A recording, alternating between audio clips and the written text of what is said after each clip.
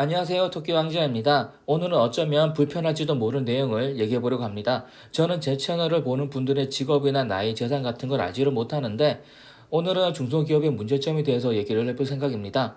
이전에도 이런 얘기를 했었었는데 그때는 중소기업이나 회사에 문제를 얘기를 했었다면 이번에는 중소기업에 다니는 사람들의 문제점에 대해서 얘기를 해보겠습니다. 그렇다고 사람의 문제가 있어서 중소기업에 다닌다는 얘기는 아니고요. 중소기업에 다녔을 때 어떤 문제가 생기는지에 대해서 얘기를 해볼 생각입니다. 먼저 이 영상을 만들게 된 이유는 두 가지입니다. 하나는 지난번에 제가 중소기업 취업을 했을 때 받았던 충격 때문이죠. 그 회사는 판관비 계정이 몇 개 되지도 않는 회사였는데 저는 500개가 넘는 계정을 쓰는 그런 회사를 다녔었습니다. 그래서 같은 항목이라고 해도 어떤 계정인지가 달라질 수 있기 때문에 이건 무슨 계정을 처리해요? 라고 물었더니 한 직원이 저보고 계정도 모르냐고 되물어보더라고요. 비유를 해보면 동네에 스타벅스 하나밖에 없는 사람한테 온갖 프랜차이즈가 있는 동네에서 온 사람이 가건 커피 전문점이 뭐가 있어요? 라고 하니까 이 사람 스벅이 뭔지도 모르는 사람이구나 라고 응대를 한 거랑 같은 거죠. 두 번째 이유는 바로 요즘 듣고 있는 수업 때문입니다. 회계 자격증은 지금 준비하고 있는데 원래도 다른 회계 자격증이 있었고 회계 업무도 했었으니까 이쪽으로 어느 정도의 지식이 있는 상황이었습니다. 그렇지만 안전하게 가자는 생각에 좀 쉬운 난이도의 자격증 준비를 했었습니다. 그런데 전산회계 2급은 진짜 너무 쉬운 것 같아서 전산회계 1급부터 준비를 했었었는데 괜히 곤란하 싶었을 정도로 내용이 너무 쉬웠습니다. 근데 학원 강사가 너무 자부심이 있더라고요. 강사도 직장인 출신이었는데 그렇게 큰 회사는 아니었고 고만고만한 회사를 다닌 걸로 보였습니다. 물론 전산학의 1급으로 부심이 부린 건 아니고 전산세무 1급이랑 재경관리에서 딴 걸로 부심이 있다는 게 느껴졌었습니다. 제가 듣는 강의가 중소기업에서 선호한 자격증이었다 보니까 다른 수강생들도 중소기업을 다닌 사람들인 걸로 보였습니다. 그런데 이 수강생들이 강사의 자랑에 동일하고 귀 기울이는 게 보였습니다. 바로 이런 이유 때문에 이번 영상 만들어 봤습니다. 차마 학원에서는 제가 선생님한테 선생님 제발 별것도 아닌 자격증 가지고 자랑스러워 하지 마세요. 그리고 주변 사람들 당신도 별거 아닌 자격증 감탄하지 말라고 말을 할 수는 없었습니다. 하지만 구독자분들은 이런 문제에 빠지지 않길 바라는 마음에 이번 영상을 만들어 봤습니다. 무슨 말이냐면 우린 한정된 자원과 시간을 가지고 세상을 살아가야 하는데 당연히 선택과 집중이 필요합니다. 그런데 우리가 별것도 아닌 걸 정말 대박인 줄 알고 준비를 했다가 나중에 쓸데없는 데 시간 썼다는 걸 알게 되면 그건 손해가 되는 일일 겁니다. 애초에 쓸데없는 거 무시하고 우리에게 정말 도움되는 걸 준비하는 게 훨씬 도움이 되는 일이겠죠? 얼마 전 끝난 월드컵 비유를 해보면 스페인이 중도 탈락을 했습니다. 티키타카로 점유율은 높았지만 결국 탈락을 해버렸습니다. 자기 진영에서 공만 엄청 돌리고 점유율만 올렸지 결국 골을 못 넣었기 때문에 탈락하게 된 겁니다. 우리 인생도 이런 일이 생길 수 있다고 저는 생각을 합니다. 그래서 열심히 노력하는 것도 중요하지만 정확한 방향으로 나가는 것도 당연히 중요합니다.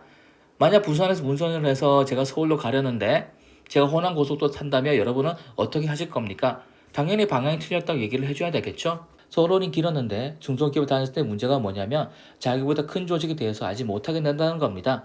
조직이 크면 클수록 전문화되고 분업화되고 사용한 시스템도 좋아집니다.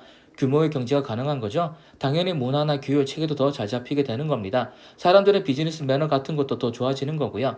만약 그렇지 못한 회사를 다닌다. 그런 곳에서 오래 근무를 해버리고 그게 전부라고 그 위가 있다는 걸 모르고 이직 같은 준비를 해버리게 되면 아니면 대기업에 영업이라 나가게 되면 크게 낭패를 보게 되는 거죠. 그렇다면 대기업은 그런 문제가 없냐고 할 수 있는데 당연히 대기업끼리도 이런 문제가 발생할 수 있습니다. 대기업 간에도 규모가 다르기 때문에 10조짜리 회사보다는 100조짜리 회사가 더 체계가 잘 잡혔을 거겠죠. 이건 회계 자격증에 있어서도 마찬가지입니다. 강사는 재경관리에서 딴 걸 뿌듯하고 이런 게 있어야 대기업에 지원할 수 있다고 얘기를 했었는데 현실은 전혀 그렇지가 않습니다. 애당초 대기업은 재경관리사가 뭔지도 모르는 사람들 많은 거고요. 아는 사람들도 그냥 있으면 좋은 정도로만 생각하는 자격증 수준입니다. 좀 더 자세히 설명을 한번 해보면 회계 자격증은 3개의 분류가 있습니다. 3일 회계법에서 운영하는 회계관리 2급과 1급과 재경관리사, 세무사회가 주관하는 전산회계 2급과 1급, 전산세무 2급과 1급이 있고 회계사회가 주관하는 FAT와 TAT 자격증이 있죠. 이렇게 세 분류가 있습니다. 난이도를 보면 재경관리사가 전산세무 1급의 비비 수준인 거고요. 하지만 대기업에서의 실무나 취업, 이직의 측면에서 보면 이런 자격증은 전혀 쓸모가 없는 자격증들입니다. 예전에 회계사한테 직접 물어본 적이 있는데 그 사람들도 당연히 이런 자격증을 안 쳐주더라고요. 물론 중소기업에 다닐 때는 도움이 되고 인증받는 자격증들입니다. 같은 중소기업 이직할 때에도 가점 있는 자격증들인 거고요. 그런데 대기업에서는 전혀 쓸모가 없는 자격증입니다. 왜 그럴까요? 우선 대기업은 스펙 좋은 사람들이 많습니다. 당연히 스카이 출신도 많고 상경계 출신도 많을 수밖에 없습니다. 여러분이 사람을 뽑는다면 스펙은 별로지만 재경관리사 있는 사람과 서울대 상경계 쪽 졸업자 중에서 누구를 쓰실 겁니까? 그리고 대기업은 SAP, 세비라는 걸 사용합니다. 재경관리사와 비비는 게 전산세무 1급이라고 얘기를 했었죠. 그런데 전산세무 1급은 K-랩을 쓰고 T8는 더 좋은 을 씁니다. 아예 사용하는 프로그램이 다른 거죠. 전산세무 1급을 따서 좋다고 대기업이 지원을 했더니 그 회사는 그런 자격이 있냐고 물어보는 경우가 생길 수 있는 겁니다. 또 하나의 이유는 대기업은 회계적 자문이 필요한 경우에는 그냥 회계사한테 물으면 끝입니다. 대부분의 대기업은 외부 감사를 받으니 담당 회계사가 있고 이 사람들한테 자문을 받으면 되는 거죠. 굳이 재경이나 전산세무 자격증 따서 직접 해결하지는 않습니다. 그리고 이런 자격증 딴다고 해도 그냥 회계 지식이 좀 더 있는 수준이지 이슈가 터졌을 때 효과적으로 대응을 할 수 있는 수준은 아닌 겁니다. 다시 학원으로 돌아가서 강사는 자기가 재경이나 전산세무를 딴 거 뿌듯해하고 자기의 공부 방법, 집중력 유지 방법 같은 걸 얘기를 해주는데 제 입장에 좀 심하게 얘기를 하자면 좀 가짜나 보였던 일입니다. 당연히 이런 얘기를 집중해서 듣는 사람들도 이해가 가지 않았습니다. 예를 들어서 제가 사람들 붙잡고 운전면허 PK 학교 수기와 암기 방법 알려주면 여러분은 어떻게 생각하시겠습니까? 아니면 한 달에 3kg 빼놓고 다이어트 요령을 얘기를 해준다면 무슨 생각이 드실까요? 아니 무슨 그깟 거 가지고 자랑하냐고 생각하지 않겠습니까? 전산세무 후기를 보려고 블로그를 봤더니 자기가 어떻게 하루에 100페이지 넘게 공부할 수 있었는지 대해서 적은 사람도 있었습니다. 여러분께 상식 차원으로 얘기를 해보면 저는 사법시험을 준비했었는데 저는 한 번도 성공 못 해봤었지만 예전에 사시준비생들 중에는 스톱워치 2개를 가지고 공부한 사람이 있었습니다. 하나는 자리에 앉은 시간을 재는 거고 다른 스톱워치로는 자리에 앉은 시간 중에서도 순수한 집중해서 공부한 순공부 시간을 10시간을 채우는 걸 했었던 사람들이 있습니다. 이걸 해보시면 알겠지만 앉은 시간 대비해서 잡생각 없이 순수하게 공부하는 시간은 정말 적다는 걸 알 수가 있습니다. 저도 몇 번 도전해봤지만 하루도 순공부 시간을 10시간 넘긴 적은 한 번도 없었습니다. 내가 공부를 좀 했다, 남들한테 자랑을 하겠다, 합격 후기를 남기겠다고 하려면 순공부 시간을 10시간씩 매일 몇 년간 할 수는 있어야 되는 거라고 저는 생각을 합니다.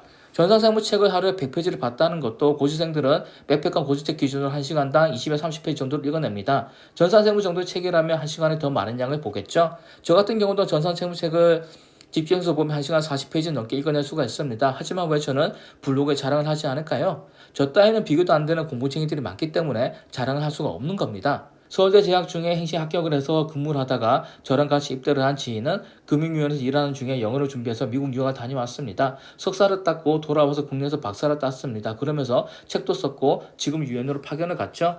다른 서울대 출신 군대 동기는 법학 전공도 아닌데 전역 후에 준비를 해서 변호사가 됐고 모 금융사에서 사내 변호사로 근무하는 중에 주말마다 대학원을 다녔고 미국 변호사 자격증도 취득을 했습니다. 이런 사람들이 저한테 공부하는 방법에 대해서 자랑을 한 적이 있을까요? 야, 공부는 이렇게 하는 거야. 집중력을 이렇게 올리는 거야 라고 가르치려 든 적은 한 번도 없었습니다. 조금만 눈을 돌려보면 어마어마한 사람들이 정말 많은 거죠.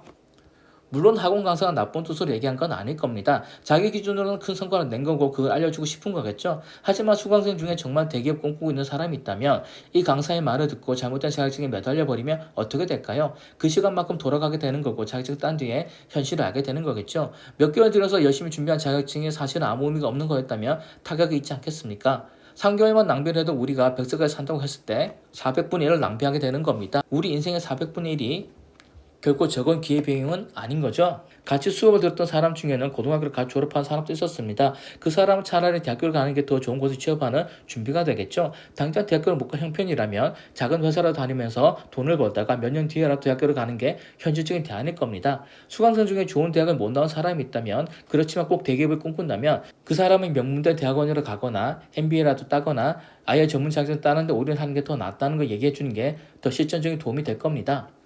물론 이게 중소기업에만 한정되는 건 아닙니다. 대기업을 다녀도 같은 일을 겪게 됩니다. 저 같은 경우도 대기업을 다녔는데 오랜만에 군대 동기 모임을 간 적이 있습니다. 회계사, 변호사, 금융위원회 팀장, 삼성전자 이런 곳에 일하는 사람들을 만났었는데 다들 골프 치는 얘기를 하는 겁니다. 그러면서 필드는 나중에 시간 맞춰서 같이 한번 가자. 오늘은 스크린 치자고 하면서 스크린 골프장 가더라고요. 당연히 저는 골프채를 잡아본 적도 없었고요. 제 기준에서는 제가 다니는 회사 문화나 다른 동료들 봤을 때는 30대 직장인이 골프를 치는 건 드물다 생각을 했었는데 제 군대 동료들이 이미 골프를 친 지 오래된 사람들이었습니다.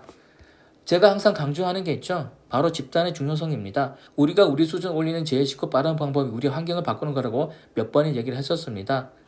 안 좋은 사람, 수준 낮은 사람과 어울리면 당연히 우리는 발전할 수가 없는 거고 우리가 좀 더 레벨업을 하려면 우리보다 더 나은 사람 만나야 되는 겁니다. 그러기 위해서는 돈이 필요한 거고 우리는 재테크를 해야 된다고 몇 번의 얘기를 했었습니다. 방금 말한 골프 에피소드가 있던 그 무렵에 제가 다녔던 회사 선배나 팀원들과 뭘 한 줄 아십니까? 디아블로3를 주말마다 같이 하고 있었습니다. 다른 팀원들은 회식하다가 당구를 치거나 스타크래프트 하고 있었죠. 그런 걸 보고 지낸 제가 골프 얘기를 하는 군대 동기들 사이에서 어떤 기분이 들었을까요? 예전에 고고에서 봤던 책 중에 정말 황당한 책이 있었습니다. 시험 합격법에 대한 책인데 저자가 무슨 시험에 붙은 사람이었을까요? 사지수석? 아니면 외국어시 합격? 아니면 토익 만점? 아니었습니다. 공인중개사보다 아래 등급 자격증을 따놓고 자격증 합격법에 대한 책을 썼더라고요. 공인중개사는 어려운 시험입니다. 저도 공부하려다가 양이 너무 많아서 포기를 했던 시험이고요. 하지만 그런 공인중개사조차도 합격했다고 누군가가 공부법에 대한 책을 내지는 않습니다. 그런데 공인중개사보다 못한 자격증을 따놓고 거창하게 자격증 공부법에 대한 책을 냈더라고요. 리뷰에도 누가 깠었습니다. 무슨 고시라도 붙은 줄 알았는데 그깟 자격증 하나 가지고 이런 책을 썼냐고 누가 적었더라고요. 저는 제가 이런 사람이 될까봐 겁이 납니다. 나는 대단하다고 생각하고 그걸 위해서 엄청난 노력과 시간 들였는데 그게 알고 봤더니 남들이 겉도도 안 보는 게 될까봐 저는 겁이 납니다. 조금 다른 예지만 저는 고양이를 키우고 있습니다. 그리고 사료에 대해서 잘 알지 못해서 노약 캐닌을 사 먹였었죠. 이 정도면 엄청 좋은 걸 먹이는 거라고 생각을 했었는데 그런데 알고 보니까 찐으로 고양이를 생각하는 사람들은 훨씬 더 비싼 사료들을 먹이는 겁니다. 저는 노약 캐닌보다 좋은 사료가 있는지도 몰랐었는데 바로 이런 차이가 생기는 거죠. 그러니까 저는 좋다고 생각했던 게 알고 보니 별거 아니었던 일이 일상에서도 많이 생기는 겁니다. 그래서 저는 사람들을 많이 만나보려고 하고 저보다 잘 나가는 사람들과 어울리려고 하고 꾸준히 책을 읽으려고 하는 겁니다. 그래서 꾸준히 자기 객관화를 해서 내가 선택과 집중을 하지 않는 일을 막으려고 하는 거죠. 예를 들어서 엑셀을 쓰면 몇 개의 덧셈을 하든 간에 썸이란 수식을 쓰게 되면 몇 초 만에 끝이 납니다. 근데 누가 썸을 몰라서 엑셀을 켜고 하나씩 더한다면 클릭해서 더하고 있다면 아니면 아예 엑셀을 쓰지 않고 계산기를 하나씩 하고 있다면 아니면 계산기가 있는 것도 몰라서 연습장에다가 수많은 덧셈을 하나씩 적어가면서 덧셈을 하고 있다면 그건 너무 허무한 일이 아닐까요? 다시 한번 말하지만 저는 중소기업을 무시하거나 까기 위해서 이번 영상을 만든 게 아닙니다. 저 역시도 제 취업은 중소기업을 생각하고 있는데 제가 뭐라고 중소기업을 비난하겠습니까? 다만 자기가 아는 것보다도 더 큰 세상이 있다는 걸 알아야 한다고 주의를 주기 위해서 이번 영상을 만들었습니다. 저희 절친 중에 정유회사에서 일하는 친구가 있습니다. 우리나라 메이저 정유사가 몇 개 있죠? 그중 한 곳의 생산 공장에서 일하는 친구인데 처음에 취업을 했을 때 이 친구가 저한테 고민 상담을 했습니다. 돈을 정말 많이 받고 있고 일도 쉽고 간단하다고 그런데 너무 단순 작업을 반복하다 보니까 바보가 되는 것 같다고 고민 상담하더라고요. 그래서 제가 조언을 해줬습니다. 따로 시간이 없다면 그래도 책을 많이 읽어보고 영화라도 많이 보라고 얘기를 해줬습니다. 현실적으로 퇴근하고 다른 사람을 만나가는 거 어렵더라면 간접적으로라도 여러 분야에 눈을 떼지 말고 계속 관심을 가져야 된다고 조언을 해줬었던 거죠. 저는 장교 출신인데 군대에서 이런 얘기가 있었습니다. 평생 군에서만 근무를 하다가 사회에 나가게 되면 바보가 된다고. 왜냐하면 군인으로만 수십 년 생활을 하고 군대 지지가 상식만 가지고 사회에 나가면 사기당하기 쉽기 때문인데 이것도 같은 논리인 거죠. 항상 자기 집단을 벗어난 집단과 어울려야 하는 거고 다양한 경험을 꾸준히 했어야 되는 건데 그걸 못했던 겁니다. 이번 영상의 마무리는 이렇게 정리하고 싶습니다. 어떻게든 다양한 경험을 할 수 있도록 노력을 해야 되는 거고 자기를 객관화하고 자기보다 잘난 사람들을 만날 수 있도록 해야 하는 거고 지금 내가 알고 있는 게 어쩌면 별거 아니고 하찮은 것일지도 모른다는 경계를 해야 한다는 말을 하고 싶습니다. 여러분들도 여러분의 소중한 시간을 혹시나 별거 아닌 일에 낭비하고 있지는 않은지 올해가 가기 전에 체크를 해보시기 바랍니다. 혹시나 낭비하고 있었다면 23년에는 바뀔 수 있도록 계획을 세우고 수정하면 되지 않을까요? 감사합니다.